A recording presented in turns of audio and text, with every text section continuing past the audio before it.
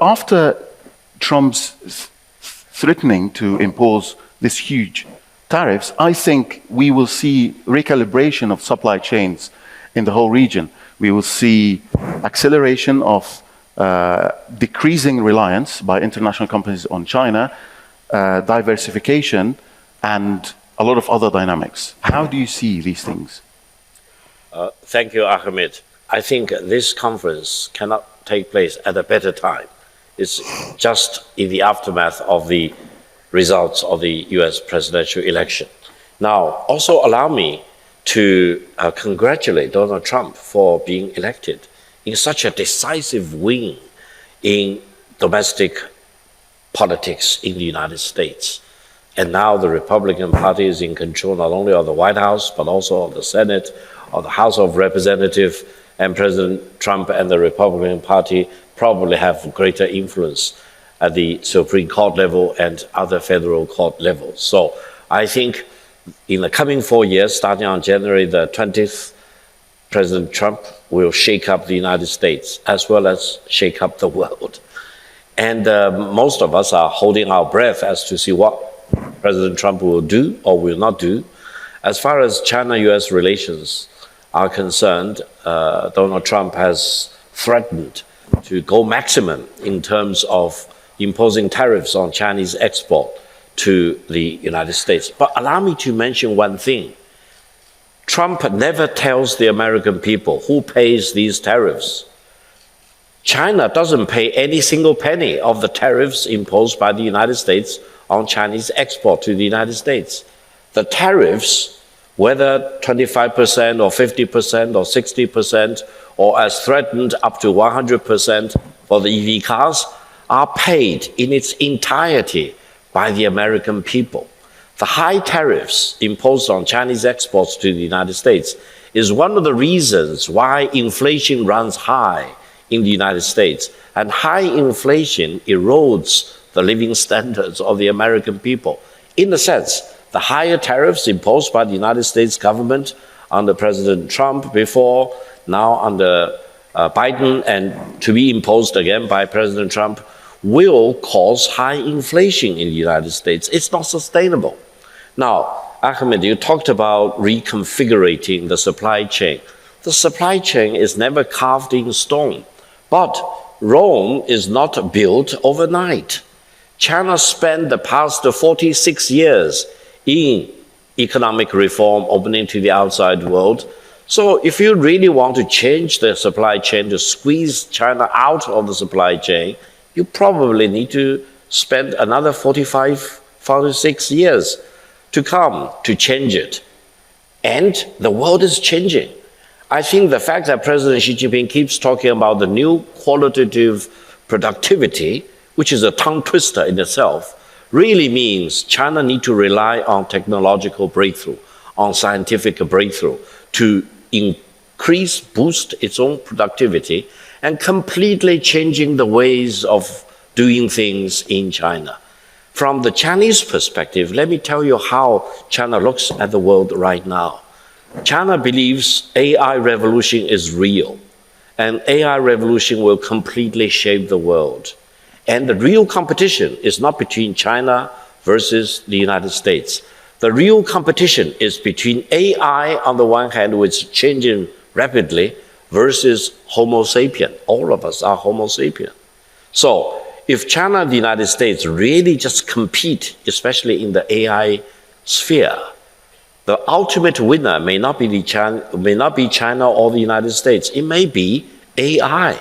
AI may gain its own independence and its own conscience and subjugate all of us, human beings, as a second-class citizen.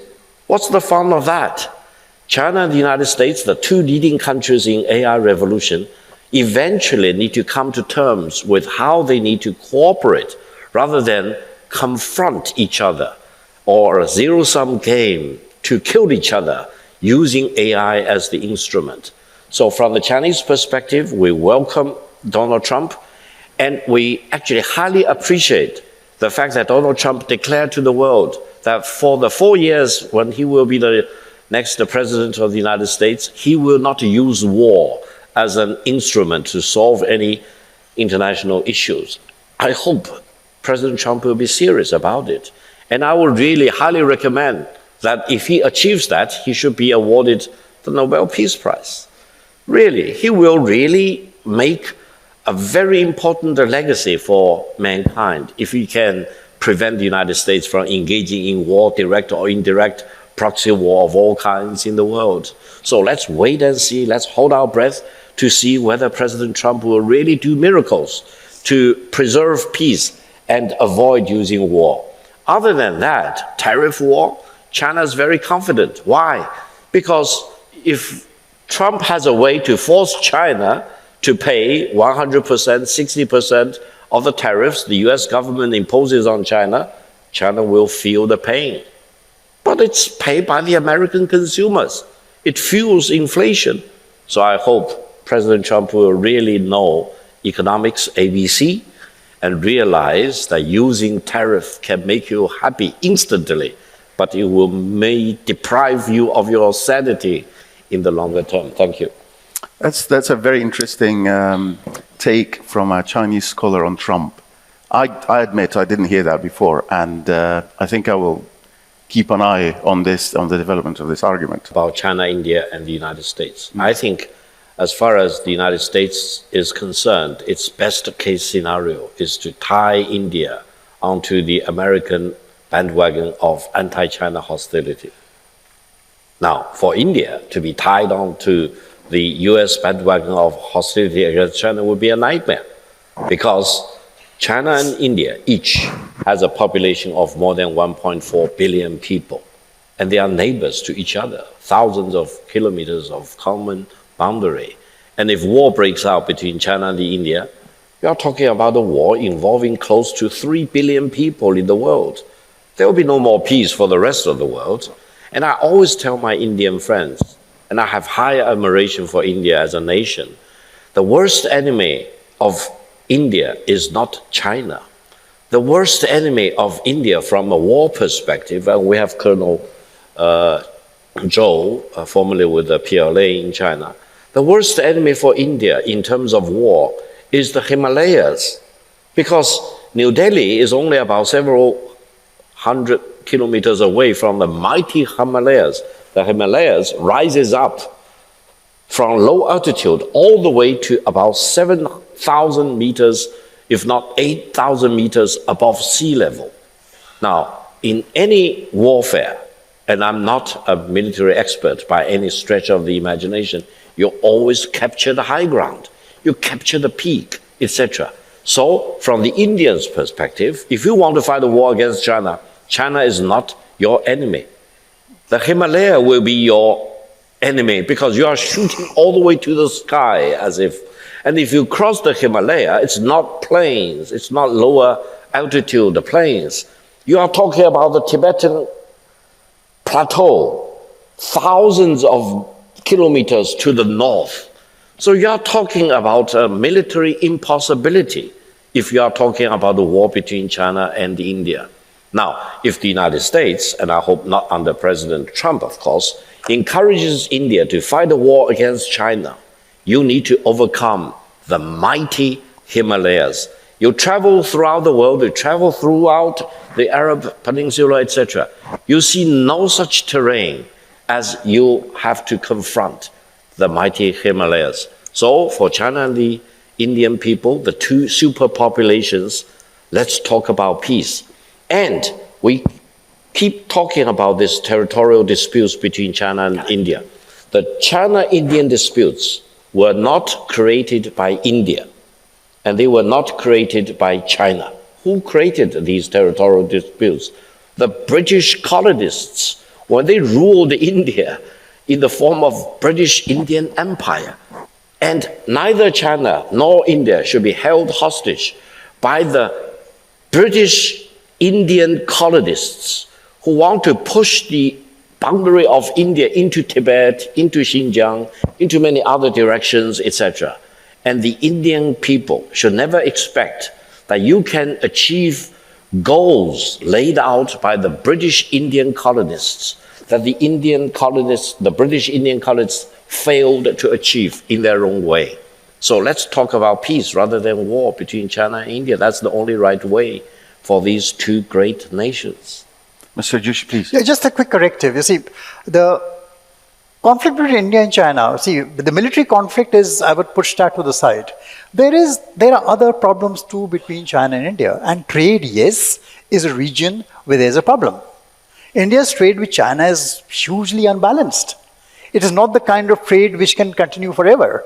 And one of the pressure points between India and China always has been the kinds of barriers which China keeps putting up to exclude certain kinds of trade with India. And that's a problem which most of the world has with China.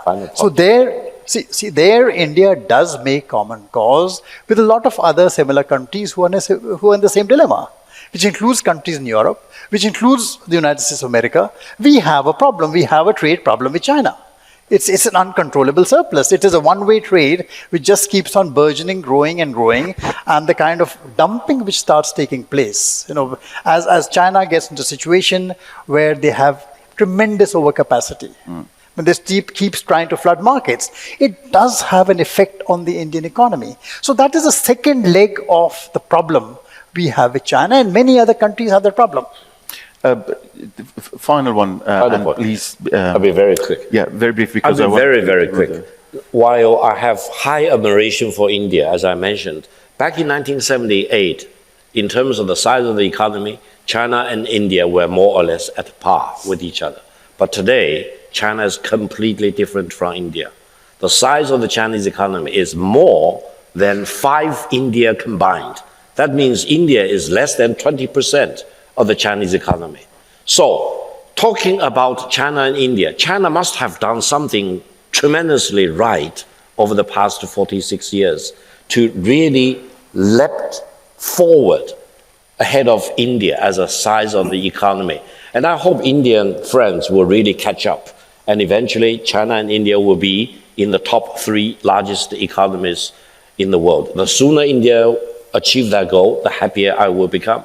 The US economy is far larger compared to China. But if you start looking at the trade patterns with the US, India enjoys a trade surplus with the US. It's a much more balanced trade. And that is something which always brings the two countries together. Right.